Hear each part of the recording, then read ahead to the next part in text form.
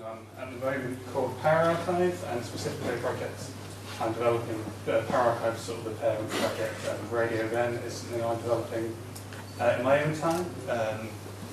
Because I'm developing in my own time, I don't have anything with me today. It's all in bits and boxes, but I'm going to try and explain it anyway. Just a quick bit about me. I'm an artist, well, started off as a musician, turned into an artist, and now try and make things as well. So I'm in awe of a lot of what's going on here today, and I think the only thing in common between mine and Simon's talk is that I use the same font as he did on his slides. I won't be showing you any code or trying to pretend like I know everything that works in here. I've also seen a few of the talks this morning from Tony and the Oxford Flood Network guys, and I've forgotten Ben. Yeah. And you've said things that made me go, oh yeah, right, I need to think about that. So yeah, I am that guy, as I frequently am. So ParaArchive, just very quickly, is a project being run by the University of Leeds. It's an actually HRC funded project. They're working with a number of communities, one based in the Isle of Bute, one based in Stoke, and another based in Manchester, specifically at Mad Lab, which I'm guessing a lot of people are familiar with here, so a big creative type space in the northern border of Manchester. And within Mad Lab there are two other groups working on the project, one digital filmmaking group and the other Arduino Manchester, which I took over running about a year ago. A guy called Mike, who's a great guy, so thanks Mike. Really quick bit about Arduino Manchester. We meet monthly, it's not always every month, but I see the guys involved quite a lot. Quite a diverse range of practitioners. We've got a guy who makes instruments on the bottom right, you can see his laser harp there. We have little hacky evenings where we just get together and just have a play around with things. Hayden, some people might have seen him make a couple of years ago in Manchester. He made a fish tank out of an old PAL Mac, which was pretty cool. And we're quite diverse as well. Rebecca, one of our members, doesn't really program with Arduino, but she went to India last year to study how open source technology and sort of making culture is influencing small communities over there. So there's a number of us involved. It's going really well. So talking about ParaArchive, ParaArchive is short for Parallel Archive, and the idea is that the people behind the project at Leeds have worked in conjunction with a number of partners to try and open up archive content, including film and broadcast, historical broadcasts, right down to documentation, and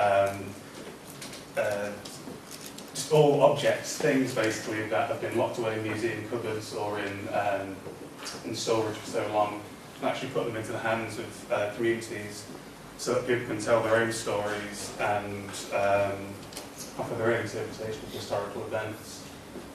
So I spoke to someone from the Science Museum last month. These are some of the groups involved. Mosey are actually part of the Science Museum group, but completely forgotten her name, Natalie. Anyway, she's been talking about all these rooms full of objects and computer manuals and all sorts of other things that just no one ever sees, because they're under lock and key, and there's stories there to be told that no one's ever going to be able to tell without getting their hands on this stuff.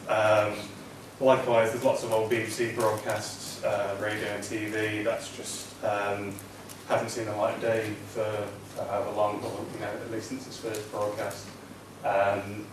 So it's really, I mean, the filmmakers are really, really keen on this, because there's quite a few documentary makers who want to pick up this stuff and work on things.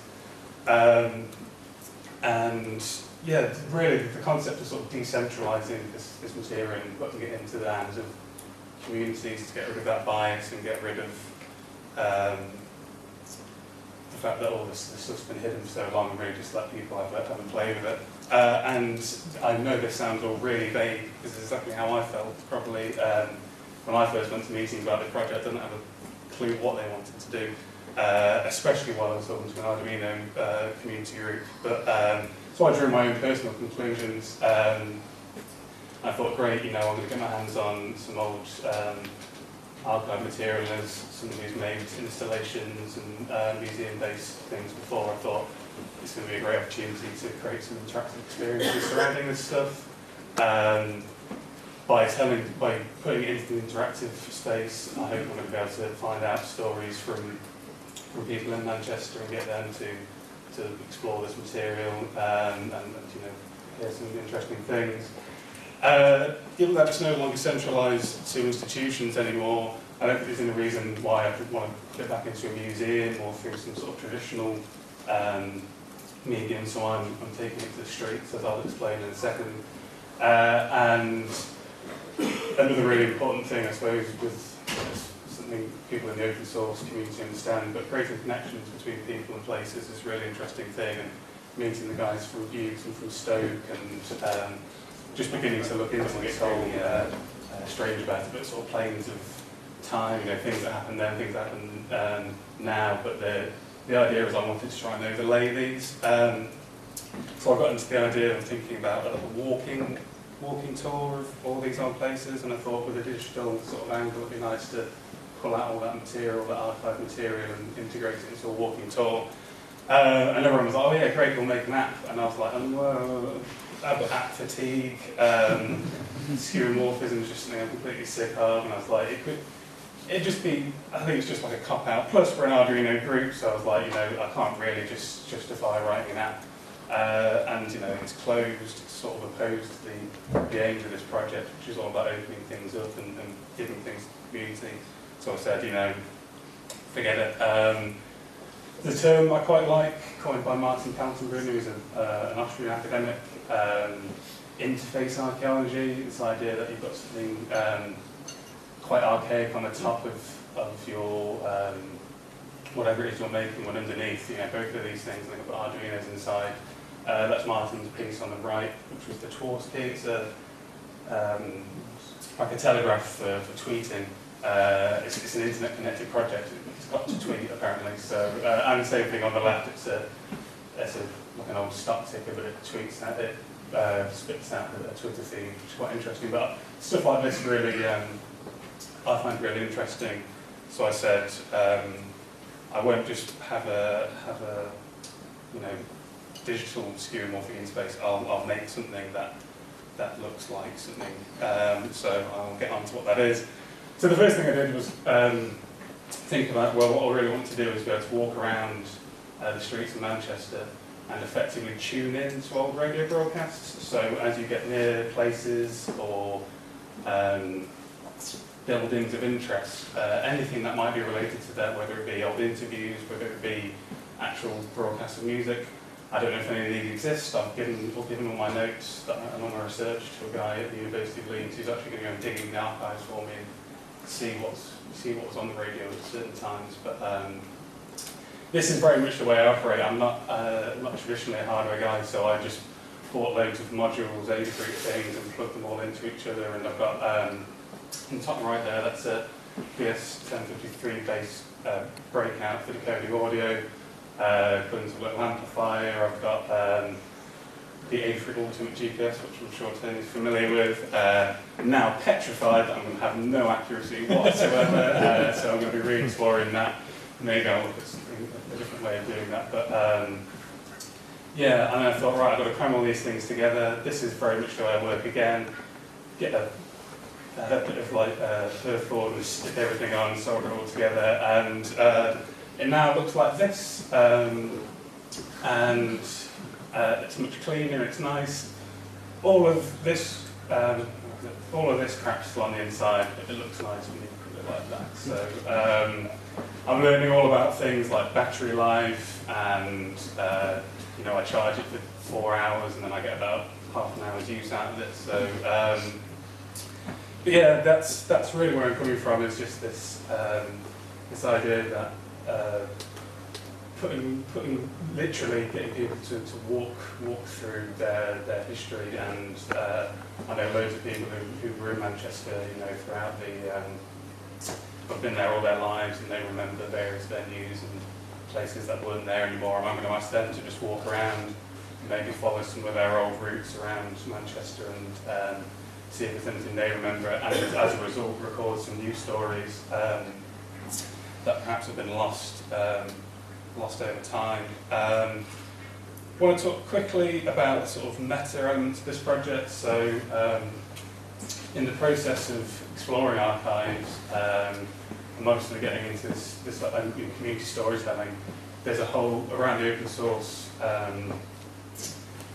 communities, both hardware and software, this idea of everything being shared and everything being open is just the complete antithesis of, you know, why we're running, why ParaArchive's taking place. It's because they're trying to dig it up to actually put it into the hands of people, and this originates in the hands of people. So it's quite an obvious one again, but I'll be sharing all of this straight back, and that I really want to make something quite universal that anyone in the world could, you know, put together a radio of their own and you know, put that idea of, you know, mapping archive content onto, you know, to a physical space to walk around and explore. I hope people, if I can get it working well enough, will pick it up themselves. And it's only possible for me to do this because I can go online and dig up bits of other people's code and cram it together, and other people's breakout boards and cram all those together. And that's kind of the way I operate all the time. So I hope people will also improve those designs. I'm contributing things as well. So that breakout board I got from Adafruit didn't have fritzing part, and I like fritzing for doing all my documenting all my stuff. So, you know, if anyone doesn't know what fritzing is, go to fritzing.org. It's an open source graphical program for, you can do bread, you can create a circuit in a breadboard view, and then you'll get a schematic view, and then you can get your third view, which is all the proper PCB routing things that I can't do. But so yeah, there's an element of really giving stuff back to the community. At the same time with all this, I've rushed so much. I've got 5 minutes left. So if anyone's interested in looking more into what ParaArchive is, go to ParaArchive.com. There was a guy here, I don't know if anyone was here yesterday, but Imran gave a talk yesterday. I should probably explain what their aims are. He works for a company in Leeds called Carbon Imagineering, and they're actually putting together some web-based tools to help communities go on and search for this material and assemble it in a sort of very modular way. We really, the Arduino group and all the other community groups involved, are guinea pigs to sort of really see what it is we want to do with this content. And so they're taking a lead from us. I think I've thrown in the biggest curveball in the world by saying, yeah, I'm going to make a radio that travels through time, essentially. But it's an interesting thing. There's loads of good stuff if anyone's interested in archive material, and he's done a bit about their development stuff on there as well. And if anyone cares more or wants to know why I'm doing these sort of things, visit my website as well. And are there any questions?